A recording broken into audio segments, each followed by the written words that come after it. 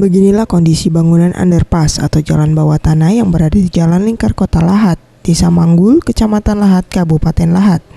Jika musim hujan tiba, tergenang air dan dimanfaatkan warga sekitar untuk mencuci kendaraan bermotor. Sementara itu, anak-anak yang tinggal di sekitar lokasi menjadi tempat ini sebagai area untuk berenang. Tanpa rasa takut, sesekali anak-anak ini terjun dari jembatan setinggi 7 meter.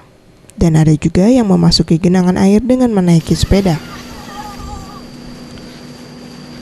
Menanggapi keadaan underpass ini, Edward Kohar, Kepala Dinas Perhubungan Komunikasi dan Informatika Kabupaten Lahat, mengatakan proyek pembangunan underpass dilaksanakan secara penuh oleh pihak Kementerian Perhubungan yang diawasi oleh Balai Kereta Api Palembang, dan penyebab terjadinya genangan air di lokasi underpass karena 4 unit mesin pompa air belum dioperasikan.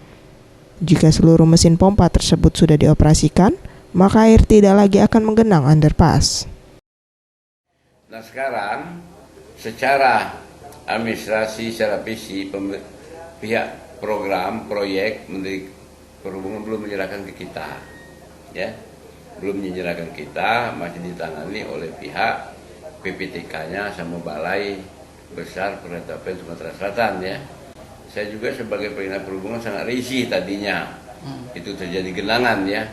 Tapi setelah saya koordinasi ke pusat, ke pusat dan Palembang, ya biar disengaja dulu katanya, dia ingin menguji kekuatan mesin pompa satu.